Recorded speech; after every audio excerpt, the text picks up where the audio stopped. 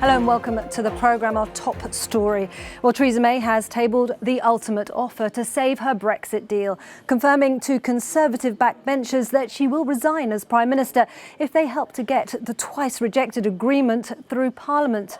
Now, several hardline Brexiteers have already suggested that they could change their minds on Mrs May's deal, but only if Northern Ireland's DUP also offers their support. However, Mrs May find it difficult to put her deal before the House again.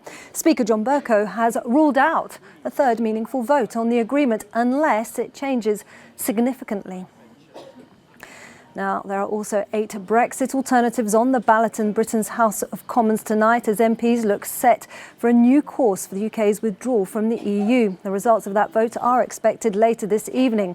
MPs were given a multiple choice ballot with all 8 options.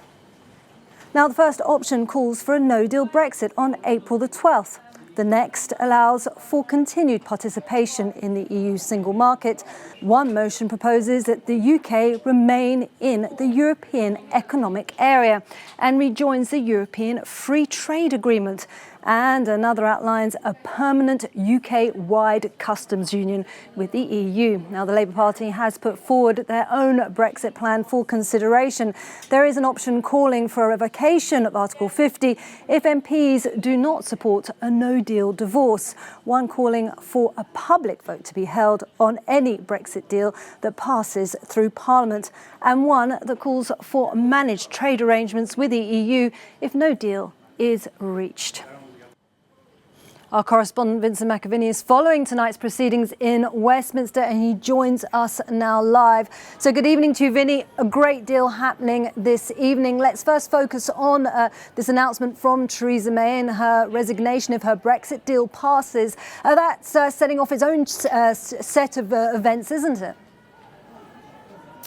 That's right, Isabel. Theresa May made this announcement at the 1922 committee. That is a Conservative committee. It was packed to the rafters in there as she told them, "I have heard very clearly the mood of the parliamentary party. I know there is a desire for a new approach and new leadership in the second phase of the Brexit negotiations." She went on to say she knew she had made mistakes and that she would go if MPs backed her withdrawal agreement at that third meaningful vote. She was said to be very emotional, thanking her staff, her whips who have tried to get this vote over the line.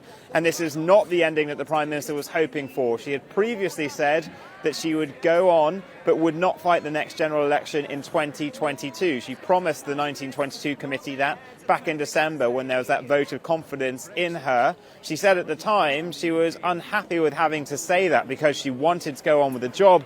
But the Prime Minister now has given herself a matter of weeks left inside Downing Street. Should MPs vote for her withdrawal agreement once again, she will then, if they approve it, be replaced after a leadership election, which will take a couple of weeks beginning on the 22nd of May. So the Prime Minister will have done one of the things she wanted to do. Apparently it became an obsession in number 10 Downing Street to stay on beyond the time of Prime Minister Gordon Brown, which was, I think, around the 28th of May. That would have been the date for surpassing his record. But a very difficult decision for the Prime Minister, and one which it's still not clear is going to get her over the line for her withdrawal agreement.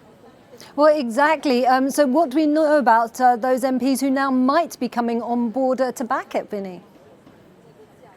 Well, unsurprisingly, Boris Johnson heard the news and said that he would back the Prime Minister's withdrawal agreement. He, of course, is desperate to get inside number 10 Downing Street. It is his lifelong ambition, one he is very open about. So he has suddenly had a volte-face from proclaiming in the Telegraph in his column on Monday that he needed, like Moses, his people freed.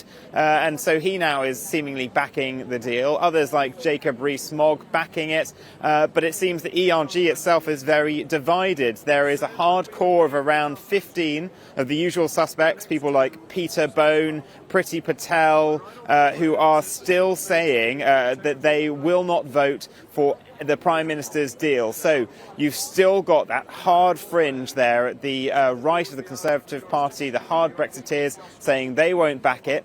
The DUP also still not giving their support. And there is on the other end of the party a hard Remain faction made up of people like Sam Gyimah, Justine Greening, people who have given up their government careers because they're not happy with the direction of Brexit, who are going to vote it down. So even if the Prime Minister is getting those Brexiteers on side because they think that they can replace her with a real Brexiteer in their mind, someone like Michael Gove or Boris Johnson, there is still a problem of the hard Remainers in her group being probably more minded to block that from happening.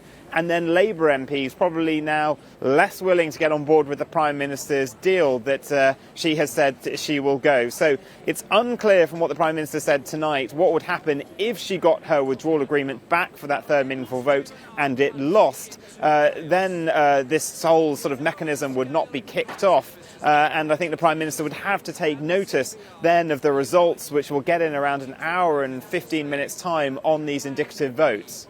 Well, exactly, Vinny. Let's talk about these indicative votes. So 8 motions up there that have been voted on. Do we have any idea whether a majority is going to crystallise around any of these Brexit alternatives? Well, it's really unclear, and this has only happened once before. So if we look at that precedent, back in 2003, the Labour Party was looking to reform the House of Lords, the upper chamber of Parliament, which is just at this end of the building here. Now, Robin Cook, who was then a Secretary of State, a clip's been circulating of him because he oversaw the process. MPs did this ballot paper, and there was no clear decision made by MPs, and so nothing happened. But MPs tonight have been tweeting away pictures of this green ballot paper with these 8 options. They can vote yes or no on as many of them as they like, or abstain. So I've been looking through a couple of MPs' tweets. There is no clear picture yet of what they are really getting behind. I've seen a lot, though, on the Labour side backing that second referendum. Last week, when there was a vote on the second referendum, Labour didn't whip that vote, but it looks like tonight the support is falling behind it after quite an impassioned speech earlier on today by the former Foreign Secretary Margaret Beckett. So the tellers are now counting up those ballot papers. There is a vote in Parliament at 9 o'clock on extending the statutory instrument, so stopping Brexit date being on Friday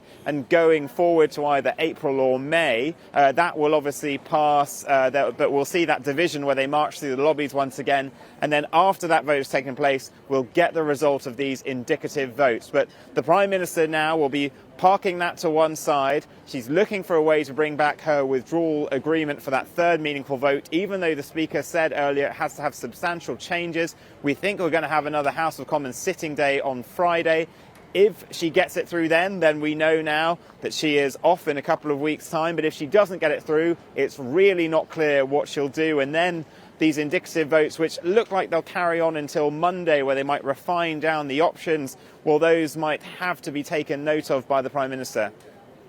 Thank you so much for that analysis and synthesising all of that for us, Vinny, in London. Vincent McAviney.